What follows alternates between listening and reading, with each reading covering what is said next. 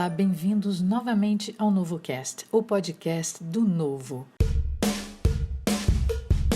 Eu sou Marie e converso toda semana sobre política e atualidades com parlamentares, membros do Novo e convidados. Inscrevam-se no canal do NovoCast. Nós estamos em todas as plataformas de áudio e também no YouTube. Todos os dias surgem novos empreendedores interessados em desenvolver soluções para os problemas do dia a dia e as startups têm sido motor de transformação no desenvolvimento de vários produtos e serviços inovadores. Para que haja um ambiente favorável às oportunidades, empreendedores e investidores precisam de cada vez mais liberdade, mais segurança e menos burocracia para o desenvolvimento dessas plataformas que trazem, além de inovação, mais geração de empregos para o país.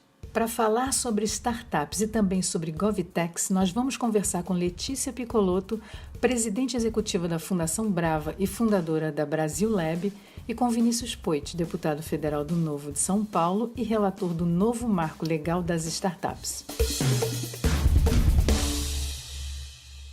Oi, Vinícius, obrigada por participar de novo aqui do NovoCast. Olá, Marie, todo mundo que está escutando o NovoCast, sempre um prazer contribuir aqui e falar hoje de um tema que particularmente eu gosto muito e acho que é o futuro do Brasil. Vinícius, você assumiu a relatoria da comissão especial que já discute o marco legal das startups.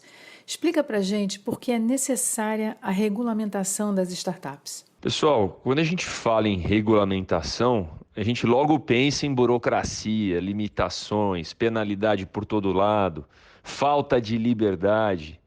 Isso é o que as empresas sofrem aqui no país já, que aliás ocupam uma péssima posição, né, no ranking Doing Business, que é aquele ranking do Banco Mundial em relação à facilidade de se fazer negócio. O Brasil está na posição 124 de 190 países.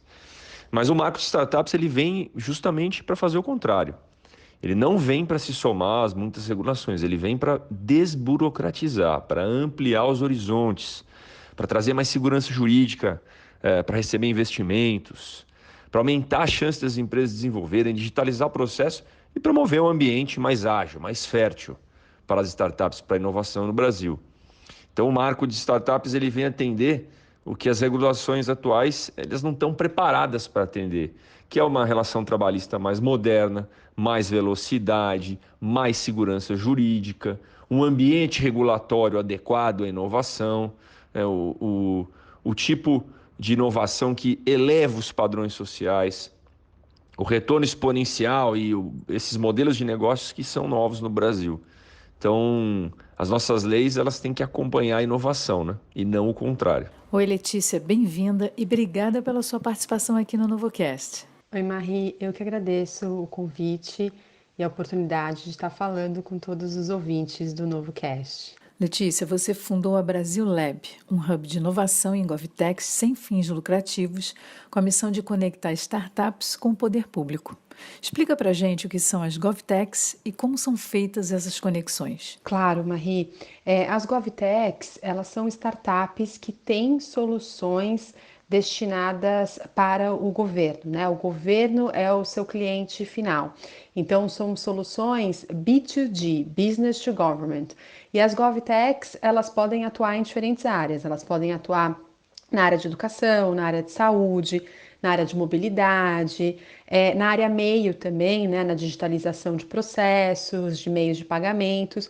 Mas para ser considerado uma GovTech, o mais importante é que a startup ela tenha o governo como seu cliente final, ela entenda as dores do governo, né, e ela modele as suas soluções com esse foco, em contribuir para solucionar algum desafio do poder público. Vinícius, desde o ano passado, o governo promete enviar ao Congresso uma proposta sobre esse tema. Existe uma convergência para que o governo e o legislativo trabalhem juntos na aprovação de um texto único? Você acredita que o marco legal pode ser aprovado ainda antes do último recesso desse ano? Existe sim uma convergência, a gente está fazendo isso a 4 mãos. Recentemente eu estive inclusive com o ministro Marcos Pontes, né, do Ministério de Ciência e Tecnologia, e também com o pessoal do Ministério da Economia, que são os dois ministérios que estão trabalhando juntos há mais de 2 anos nesse texto e se comprometeram a enviar em breve a proposta complementar ao nosso. E isso é extremamente positivo, né? Eu acredito que dentro do mês de agosto, no máximo setembro, o texto do governo está na Câmara a gente consegue pensar o nosso e agilizar a votação. Não tem jeito, a gente precisa unir esforços para entregar um texto que seja para todos, né? Não seja só do legislativo ou só do executivo, mas principalmente também converse com os anseios da sociedade e dos empreendedores. Inclusive, eu já tive um sinal verde do presidente da Câmara dos Deputados, o presidente Rodrigo Maia, para eu avançar com o relatório. Então, eu estou bastante otimista, acredito que dá para aprovar esse ano sim. Letícia, a gente sabe que os governos em geral são lentos para implementar a inovação. Como que a gente pode mudar essa cultura para que cada vez mais o poder público utilize tecnologias? Esse é um ponto super crítico, né?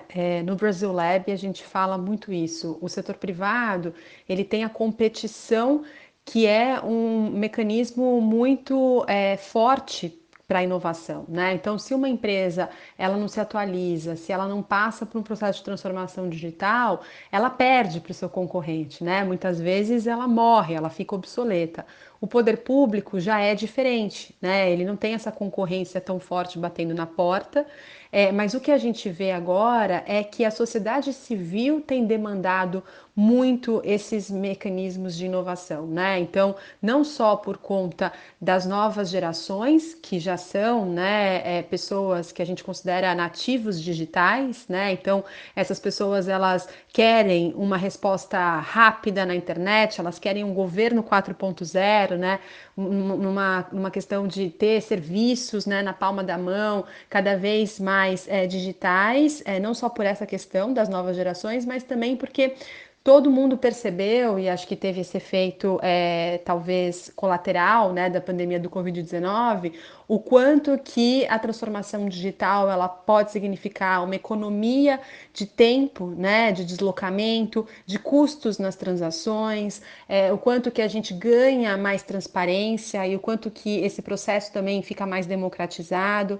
Então eu acredito muito na importância da sociedade civil para a gente conseguir levar a inovação para dentro do governo. Por isso mesmo que eu fundei o Brasil Lab, que é uma ONG, né, uma organização sem fins lucrativos e que tem esse objetivo, levar a inovação para dentro do governo, mobilizando diferentes atores da sociedade. Vinícius, qual é a diferença que fica estabelecida entre as regras das MEIs, as microempresas individuais e pequenas empresas, em relação às regras previstas no marco legal das startups? Olha, Marie, no texto inicial da Câmara tem algumas coisas, né, como Inova Simples, que é um regime tributário especial e simplificado para as startups, reduzir a zero as taxas referentes às aberturas, alvarás.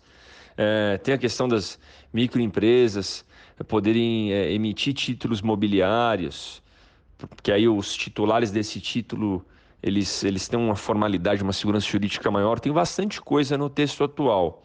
Mas eu prefiro aguardar a chegada do texto do governo para a gente fazer uma discussão mais, vamos dizer assim, mais global, né? Com o interesse de todos, tanto com a posição do governo, a posição da Câmara e a posição dos empreendedores do mercado. Vai surgir uma questão que é a SA simplificada, que aí sim eu acho que vai ser uma baita inovação, porque isso pode trazer segurança jurídica de uma SA para um investidor, né, a proteção de uma SA para o investidor, a governança de uma SA, com custos muito reduzidos, porque uma empresa pequenininha não tem condição de arcar com todos os custos, assembleias, registros de atas que uma SA exige. Então, acho que esse vai ser um conceito bem bacana e que vai ajudar bastante o mercado. Letícia, explica para a gente como as startups podem participar das licitações junto ao poder público, já que elas são empresas muito jovens e certamente não têm todos os certificados exigidos. Existem diferentes modalidades de compras públicas e as startups elas podem se encaixar em editais, né, convocatórios e outras modalidades. O que a gente costuma oferecer no nosso programa de aceleração dentro do Brasil Lab é justamente esse tipo de conhecimento, esse tipo de informação. Quais são essas modalidades existentes, como as startups podem modelar soluções business to government, né, B2G, para que elas sejam contratadas pelo poder público. E uma das recomendações que a gente faz, né, para as startups, principalmente para aquelas que estão bem no início, que são early stage, né, como a gente chama, é que elas se associem a outras empresas mais maduras, porque muitas vezes um processo de licitação ele é tão complexo, né, as exigências são tão complexas em relação à solução que uma empresa só não consegue atender. É muito comum a gente ver esse tipo de prática de cooperação, né, de um acordo entre as empresas para a oferta pública. Então, é uma recomendação que a gente faz também para as startups, mas na nossa visão existem hoje diferentes modalidades, né, que podem também ser interessantes para as startups, e é isso que a gente tenta difundir no nosso programa de aceleração. Vinícius, o que os investidores que acreditam no potencial das startups podem esperar dessa nova legislação em termos de segurança jurídica? Olha, os investidores podem esperar sim uma modernização e inovação nesse sentido, porque o principal objetivo desse marco de startups é a gente aumentar o fluxo de dinheiro para a inovação, né? É melhorar a atração de capital. Então a segurança jurídica para o investidor é vital. Pega o exemplo de um investidor que às vezes não tem condição de ter um fundo grande ou na pessoa física, ele investe R$50 mil numa startup. Poxa, ele deveria pelo menos, né, um primeiro entendimento, estar disposto ou estar exposto ao risco dos 50 mil. E não a mais que isso, porque hoje ele pode responder com patrimônio pessoal e com muito mais do que o valor investido e algum eventual problema na startup, sendo que ele não estava lá para tomar a decisão. Então a gente tem que começar a distinguir o que é um sócio operador, o que é um sócio investidor. Aí vem o conceito da SA simplificada, que eu já comentei aqui, para trazer mais segurança. A gente está estudando também o conceito de compensar perdas e ganhos, né, numa carteira de 10 startups, aquela que deu lucro, a gente vai abater aquela que deu prejuízo, assim como funciona no mercado de ações na Bolsa. Então tem bastante inovação, o investidor pode esperar um ambiente muito melhor para investimento anjo, né, principalmente no Brasil. Letícia, como foi o impacto da pandemia para a Brasil Lab? Houve muita aceleração para a implementação das tecnologias de startups em governos diante dessa emergência? Sim, Maria, acho que esse foi o efeito colateral que a gente sentiu, né? O quanto a pauta da transformação digital ela foi acelerada por conta da pandemia do Covid-19. E aí o que a gente percebeu, né, que é uma realidade um pouco difícil de absorver, é o quanto o Brasil estava despreparado para tudo isso, né? Principalmente o poder público. Então, toda essa questão de uma hora para outra você ter os servidores públicos trabalhando de casa, né, a questão do teletrabalho e como gerenciar esse tipo de política, ou mesmo toda a questão da digitalização dos processos, dessa relação entre o cidadão e o munícipe também, né, esse processo de transformação digital, tanto nos municípios, nos estados e nos órgãos públicos, o quanto isso estava atrasado, e a pandemia, de uma hora para outra, né, exigiu esse tipo de transformação, e o quanto que a gente estava despreparado. Então, eu acho que o desafio agora é realmente trabalhar na capacitação, né, para que esses gestores públicos eles estejam aptos para liderarem uma transformação digital em larga escala no Brasil. E acho que um outro desafio que a gente precisa falar também bastante e que a pandemia escancarou é a questão da gestão e da segurança dos dados, né? O Brasil, a gente produz muitos dados, mas esses dados não levam a informações e construções de políticas públicas assertivas, e tem uma série de questões que a gente precisa debater sobre a segurança desses dados também. Então, acho que a gente teve sim uma transformação muito acelerada da abertura de gestores públicos para conversarem sobre o processo de transformação digital, mas ainda existem uma série de desafios que a gente precisa avançar no Brasil para que isso seja uma realidade de fato. Vinícius, quero novamente agradecer a sua participação aqui no NovoCast. Para encerrar, eu queria saber, na sua avaliação, qual vai ser o impacto do marco legal das startups em relação ao empreendedorismo e à geração de emprego e renda no Brasil? O efeito vai ser na veia, Marie, né? Hoje, muito mais da metade das vagas de emprego geradas no nosso país, elas vêm da pequena e da média empresa. Então, se a gente der mais condições para as pessoas empreenderem com mais facilidade ou com menos dificuldade, né, a gente vai gerar emprego, gerar renda nesse Brasil. A saída para o Brasil não está na geração de emprego vindo das empresas grandes, e sim do pequenininho. O empreendedorismo, as pessoas que saírem da faculdade ou que saírem de alguma oportunidade que eles estão empregados para empreender, é o futuro do país, é onde a gente vai gerar emprego para cobrir esse déficit de muito mais de 10 milhões de vagas de trabalho no Brasil. Então, o efeito é na veia. Eu estou bastante animado, otimista e orgulhoso de participar desse processo, que eu acredito que vai deixar um legado super positivo, vai marcar a história do nosso país. Agradeço mais uma vez participar aqui do nosso NovoCast, né, do podcast do Novo. Estou sempre à disposição para a gente fazer um Brasil novo de verdade. Um abraço. Letícia, mais uma vez, obrigada pela sua participação aqui no NovoCast. E para encerrar, eu queria que você comentasse aqui alguns cases de sucesso em GovTechs implementadas em governos pelo Brasil. Marie, eu que agradeço mais uma vez o convite e a oportunidade. E para concluir, o Brasil Lab tem uma série de cases interessantes. Eu convido os ouvintes do NovoCast a acessarem o nosso site, que é www.brazillab.org.br, e o Brasil com Z, porque a gente está inserido nesse ecossistema de inovação, né, global, para conhecer um pouco melhor esses casos das startups e outras experiências. O Brasil Lab já tem 4 anos de atuação, como eu disse, e a gente acelerou mais de 80 startups e 34% do nosso portfólio hoje vende para governo. Então, tem uma série de experiências bem-sucedidas acontecendo. Mas só para falar aqui rapidamente, para concluir a minha fala, acho que uma das startups que recentemente implementou um projeto que eu acho bem interessante, que vale a pena comentar, é a Fábrica de Negócios, que é uma startup de Recife e que trabalha com mining data e faz um trabalho de auditoria de folha de pessoal.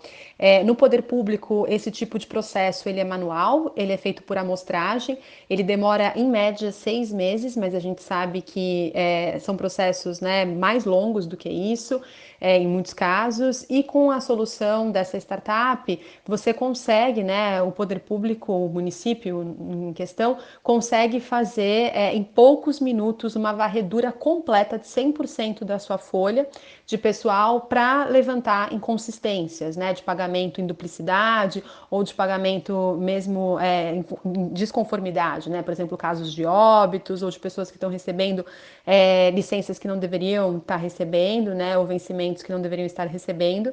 E lá em Recife, a Prefeitura de Recife, por exemplo, implementou essa solução e eles conseguiram uma redução de R$2 milhões por mês nos custos de pessoal por conta dessas auditorias que foram feitas de forma automatizadas com essa solução tecnológica. Então, eu acho que aqui fica muito forte o poder da tecnologia, né? O quanto que a gente precisa entender a tecnologia como uma aliada para essa transformação digital e para trazer benefícios e muitas vezes até recursos financeiros que estão sendo aí desperdiçados ou que não estão sendo considerados para que a gente consiga investir em pautas importantes para o Brasil, né? Saúde, educação e outras. Então, esse é um exemplo que eu acho bem interessante de compartilhar e convido de novo todos os ouvintes do NovoCast a acessar o nosso site e nos acompanhar nas nossas redes sociais. Nós estamos presentes em todas as redes sociais e o nosso nome é Brasil Lab com Z, tá bom? Obrigada, Marie, até a próxima! Terminamos mais um episódio do NovoCast. Esse já é o número 12. Não deixe de ouvir todos os nossos episódios. Inscreva-se no nosso canal e compartilhe. Ajude a espalhar as ideias e os valores do Novo, um partido político que não usa dinheiro dos impostos para sua manutenção e campanhas. Colabore com o Novo filiando-se ou doando em novo.org.br. Adquira também os produtos da Loja do Novo em loja.novo.org.br. Até o próximo NovoCast.